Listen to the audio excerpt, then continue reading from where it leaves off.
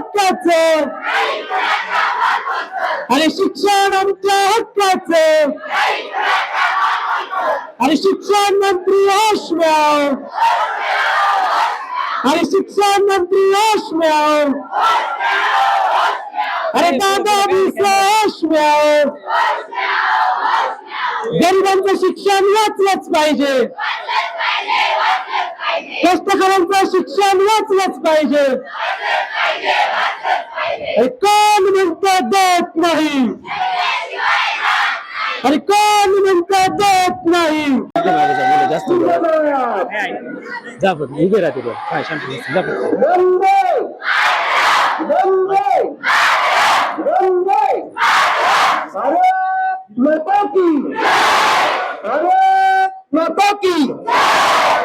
आज या ठिकाणी सर्व अकोले महाविद्यालयातील त्याचबरोबर अकोले तालुक्यातील सर्व विद्यार्थी या ठिकाणी उपस्थित झालेले आहेत।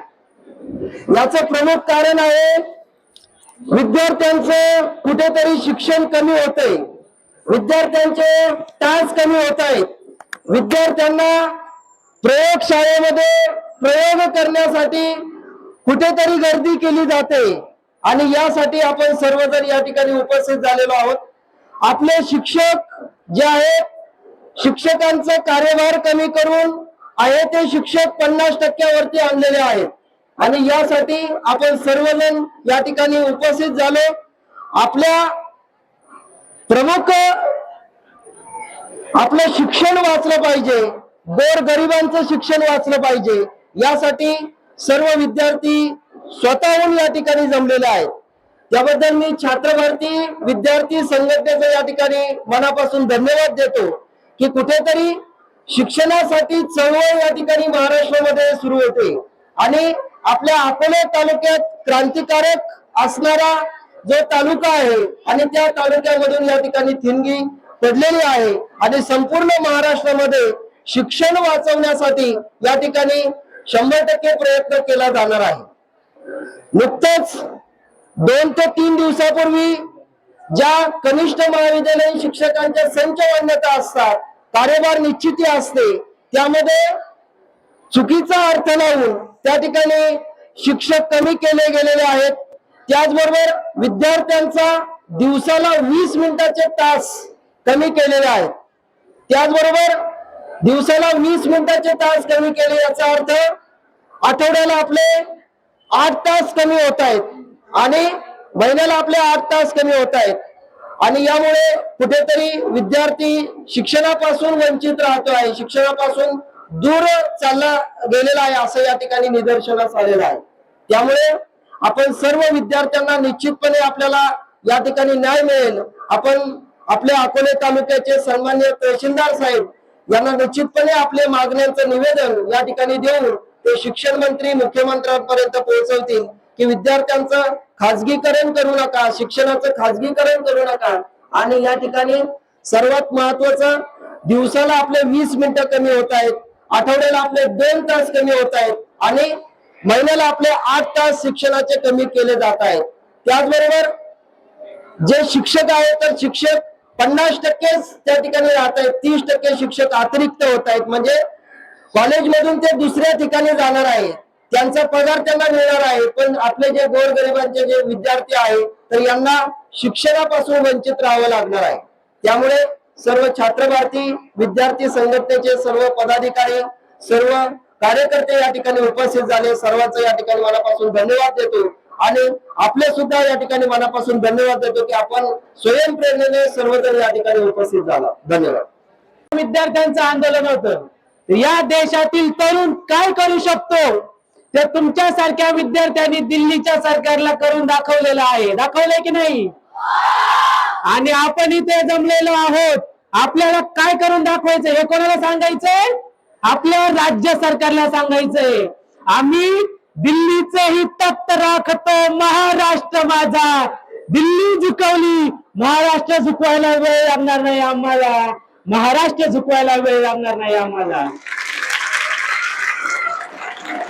विद्यार्थी मित्रांनो, पाडेकर सरांनी अतिशय व्यवस्थितपणे आपल्याला मार्गदर्शन केलंय। काय नुकसान होतंय आपलं आधीच आपलं कॉलेज 4 तास भरतं, त्या 4 तासांमधून अर्धा तास तुम्ही अजून कमी करताय, म्हणजे मुलं वर्गात येईपर्यंत कॉलेज सुटायची वेळ येईल अशी परिस्थिती निर्माण केलेली आहे तुम्ही. आमच्या गोर गरीब कष्टकरी मुलांनी वर्गात जाऊन बसायचं, शिक्षण घ्यायचं आणि अभ्यास करून मेहनत करून नीट सारख्या टीईटी सारखे पेपर द्यायचे आणि तुम्ही भंगारपणा करून 20-20 लाखांमध्ये तो पेपर श्रीमंतांच्या मुलांना विकणार. आमच्या गरिबांच्या मुलांनी काय नुसतं घरात बसून काम करायचं का तुमच्या नोकऱ्या करायच्या आमच्यासारख्या लोकांनी? तुम्हाला हे जास्त दिवस टिकवता येणार नाही. हे जे मुलं बसलेले आहेत हे उद्याचं भविष्य आहे. हे भविष्य तुम्हाला विद्यार्थ्यांची ताकद काय आहे ते दाखवून देण्याची धमक या सर्वांमध्ये आहे. आपल्या महाराष्ट्राचे जे आपण आराध्य दैवत म्हणतो छत्रपती शिवाजी महाराज, नाव जरी घेतलं तरी सगळ्यांच्या अंगावर काटा निर्माण होतो. अशा शिवाजी महाराजांनी स्वराज्य निर्माण केलं आणि त्या सुराज्याचं वाटोळ करण्याचा जो काही प्रयत्न करत आहात, जर छत्रपती शिवाजी महाराज इथून पुढे जर बघत असतील तर त्यांनाही लाज वाटत असेल. कोणत्या माणसांसाठी मी स्वराज्य निर्माण केलं, कोणत्या नालायक माणसांनी या माझ्या स्वराज्याचं वाटोळ केलं. विद्यार्थी मित्रांनो, आपण आपली ही मागणी आज अकोला तालुक्यातील सर्व विद्यार्थी एकत्र येऊन इथं मांडत आहोत. आपण आपला आवाज त्यांच्यापर्यंत पोहोचवत आहोत. जर तुम्ही आमच्या मागण्या मान्य नाही केल्या तर याच्यापेक्षा जास्त मोठं आंदोलन करण्याची ताकद अकोल्यातल्या मुलांमध्ये आहे की नाही? याच्यापेक्षा मोठं आंदोलन करू शकतो का नाही? जर वेळ पडली तर आम्ही मंत्रालयाचे सुद्धा दरवाजे फोडेपर्यंत तिथं येऊन तुम्हाला आमचा आवाज दाखवण्याची धमक सुद्धा दाखवू शकतो. हा आवाज अकोल्याच्या तरुणांचा आहे का नाही? मित्रांनो, आजच्या तुकड्या कमी केल्या, तुमचं अर्धा तास दिवसाचा जर अर्धा तास कमी केला आणि आपले जे शिक्षक आहेत जे कष्ट करून लांबून येतात आपल्याला शिकवतात. विद्यार्थी मित्रांनो, 2014 पासून एकही शिक्षक भरती या सरकारने केलेली नाहीये. तुमच्यापैकी किती जणांना शिक्षक व्हायचं हात वरती करा जरा. स्वप्न पाहतात शिक्षक व्हायचंय, मला शिक्षक व्हायचंय, मला शिक्षिका व्हायची. तुमच्या सगळ्यांचं स्वप्न मारण्याचं काम हे सरकार करते. 2014 पासून एकही शिक्षक भरती घेतली नाही आणि इथून पुढे सुद्धा शिक्षक भरती होऊ नये म्हणून हे 3 कायदे सरकार आणू पाहत आहे. तर यांना यशस्वी होऊ द्यायचंय का? यांनी जो घाट घातलाय त्यांना याच्यामध्ये यशस्वी होऊन द्यायचंय का? आवाज नाही येते. शिक्षक व्हायचं असेल तर या सरकारशी भांडावं लागेल. आहे तुमच्यात भांडण्याची दमक? यानंतर तुमच्यामधील एक विद्यार्थी आहे जो तुमच्याशी आपला महाराष्ट्र, सोन्याची खाण आपलं महाराष्ट्र, विद्येचं मंदिर आपला महाराष्ट्र आणि अशा कितीतरी गोष्टींचा आपला हा समृद्ध महाराष्ट्र आणि तसाच आपला हा देश. आत्ताच आपण जंतर मंतरवर जे आंदोलन केलं ते आंदोलन यशस्वी झालं आणि ते यशस्वी कोणी केलं असेल तर ते फक्त आपल्यासारख्या विद्यार्थ्यांनी केलं. आणि काय म्हणतो विद्यार्थी मित्रांनो, आज यांनी केंद्रात जी गोष्ट केली आज परत त्यांनी राज्यात सुद्धा ती गोष्ट केली. म्हणजेच काय, काल त्यांनी केंद्रात आमच्यावर अन्याय केला आणि आज राज्यात त्यांनी इथं आमच्यावर अन्याय केला. याचं मागचं उद्दिष्ट काय? म्हणजेच काय, ते इथल्या या सरकारला शिक्षणाचं काहीच घेणं देणं पडलेलं नाहीये. त्यांना फक्त आपला जो सुसंस्कृत आपला असा महाराष्ट्र आहे त्या महाराष्ट्राला शिक्षणापासून वंचित ठेवायचंय. कारण त्यांच्या मागचं एकच उद्दिष्ट आहे. कारण इथले विद्यार्थी जर शिक्षण घेऊन पुढे गेले तर यांच्या मागे झेंडे घेऊन फिरणार कोण? काय आपला हा महाराष्ट्र? आपण असं म्हणतो एका विद्यार्थी जीवन जगत असताना एका विद्यार्थ्याला किती कष्ट करावे लागतात. एक विद्यार्थी जीवन जगत असताना विद्यार्थी मित्रांनो आपल्या सर्वांना माहिती आहे आपण दररोज अभ्यास करतो. अभ्यासातला एक मिनिट आपल्यासाठी महत्वाचा असतो आणि तोच मिनिट कापून घेण्याचं काम आता आपल्या सरकारचं चाललेलं आहे. खरं तर असं म्हटलं जातं की शिक्षण मंत्री सुद्धा ज्या चांगल्या शिक्षणाच्या दर्जाचा असावा लागतो तेव्हा तो शिक्षणासाठी चांगले निर्णय घेतो. पण आमच्याकडे शिक्षण मंत्री चांगल्या दर्जाचा नाही तर तो शिक्षणाचे निर्णय चांगले कुठून घेणार? आपण असं म्हणतो की आपले शिक्षक मर कष्ट करून आपल्याला शिकवतात पण त्या बदल्यात या सरकार या शिक्षकांना काय देतं? आज या शिक्षकांसाठी या सरकारने कंत्राटी शिक्षक भरती आणली आणि एवढंच काय अभ्यास करून पेपर देणाऱ्या शिक्षकांचाच पेपर यांनी फोडला.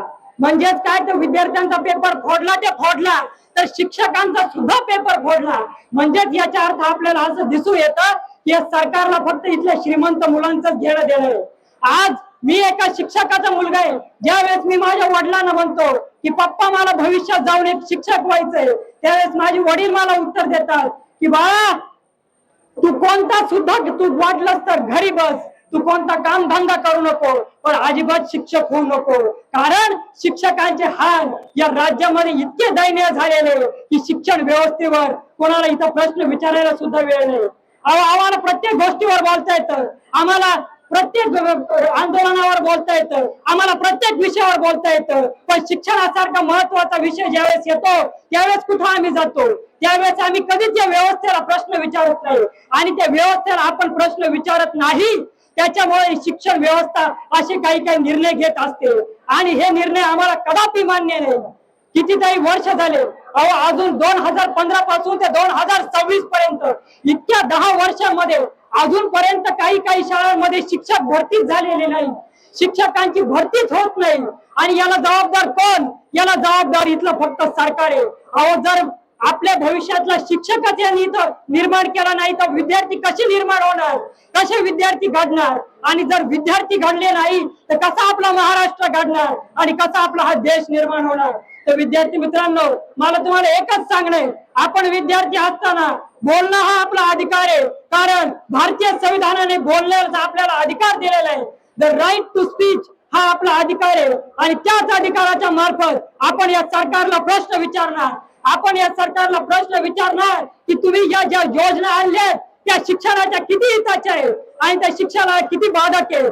त्याच्यामुळे विद्यार्थी मित्रांनो, आता शांत राहण्याची वेळ आलेली नाहीये. आता यांनी एवढ्या वर्षभरात शिक्षण व्यवस्थेचा अगदी खेळ खंडोबा करून टाकले. यांनी नीटचे पेपर फोडले, यांनी शिक्षकांचे सुद्धा पेपर फोडले. म्हणजेच काय, तर इथल्या सरकारला या शिक्षण व्यवस्थेला अगदी खिळखिळ करून टाकायचंय आणि ती शिक्षण व्यवस्था खिळखिळी करून तिथले सगळे विद्यार्थी राजकारणात ओढून या राजकारणाच्या माग यांना लावायचंय. परंतु आपल्याला तसं होऊन द्यायचं नाहीये. आपला सर्व विद्यार्थी काय करू शकतो हे आपण मागच्या आठवड्यात जंतर मंतर मध्ये दाखवलं.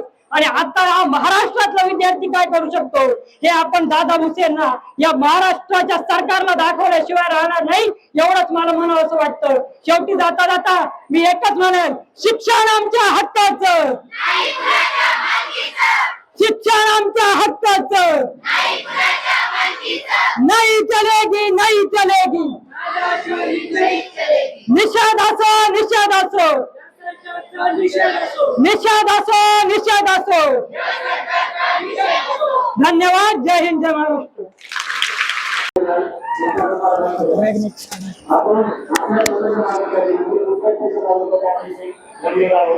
देशात काय चाललो सर्वांनाच माहित राहतात.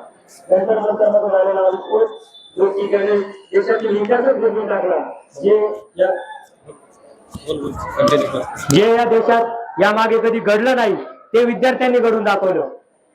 आपले न्यायाधीश म्हणजे सर्वोच्च न्यायालयाचे न्यायाधीश जे विद्यार्थ्यांना म्हणतात यू आर अ कॉकरोच, आणि मग विद्यार्थ्यांनी त्यांना कोण कॉकरोच कोण आहेत हे दाखवून दिलं. तर ही विद्यार्थ्यांची ताकद आहे. हे तुम्हाला आणि आम्हाला समजलं पाहिजे. हे आपल्याला समजत नाही.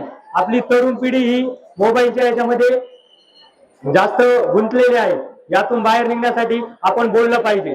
आता सध्याच्या काळात म्हणजे अगोदरचा काळ आणि सध्याचा काळ जर कम्पेअर केला तर मोबाईलने आपल्याला 50% हे आपलं 50% बोलणं हे कमी केलेलं आहे. तर विषय असो, सर्वांनी जे काळानुसार आपण बदललेलो आहोत, पण या काळानुसार बदलण्याचा आपण आपल्यात पण बदल केला पाहिजे. आपण सोशल मीडियावर पण अवेअर असलं पाहिजे. हे इकडचे जे मुलं आहेत, हे आंदोलन विद्यार्थ्यांचंच आहे, म्हणजे आपलंच आहे. तुम्ही या आंदोलनाला आलात. छात्र भारतीच्या वतीने मी तुमच्या सर्वांचं प्रथमतः आभार व्यक्त करतो. तुम्ही छात्र भारतीत या. ही संघटना विद्यार्थ्यांची संघटना आहे. बऱ्यापैकी इथं बसलेलं म्हणजे आता नवीन मुले आहेत, 11वी 10वी होऊन 11वीला आले, काही 12वीला आहेत. बऱ्यापैकी मुलांना छात्र भारती ही संघटना माहीत नसेल तर आता ती तुम्हाला माहीतच झाली आहे. तर तुम्ही या छात्र भारती संघटनेत या. तुम्हाला खूप काही शिकायला भेटेल. तुम्हाला कॉलेजमध्ये जे 4 भिंतीच्या आत शिक्षण भेटतं हे 4 भिंतीच्या आजच्या शिक्षणाच्या बाहेरचं शिक्षण तुम्हाला छात्र भारती या संघटनेत भेटेल. मी असं म्हणत नाही की तुम्ही छात्र भारतीतच या, पण कोणत्याही संघटनेत तुम्ही काम केलं तर तुमचे विचार हे वाढतील, तुमच्या नॉलेज मध्ये भर पडेल. आणि एकच सांगतो, या सरकारने सध्याचा काळ म्हणजे तानाशाही चालू आहे, या तानाशाहीला विरोध करण्यासाठी हे विद्यार्थीच हा विरोध करू शकतात. यांची ही दडपशाही संपवण्यासाठी आपल्यालाच कार्य करायचं आहे. आपणच उद्याच्या भारत आहोत हे सर्वांनी लक्षात घेतलं पाहिजे. धन्यवाद. आणि सायन्सचं नुकसान बंद करा. शिक्षक भरती झालीच पाहिजे. शिक्षक भरती झालीच पाहिजे. शिक्षण मंत्री राजीनामा द्या. दादा भुसे राजीनामा द्या. पाठीमागच्या मुली उभे आहेत, त्यांनी प्लीज पुढे यायचंय. मुली इकडून या साईडला पुढे या. या पुढे या सगळ्यांनी. कैफ सर, या मुलीने इकडे घ्या पुढे. सगळ्यांनी या पटकन बसून घ्यायचं. अजून बरेच मुलं पाठीमागे राहिलेले आहेत.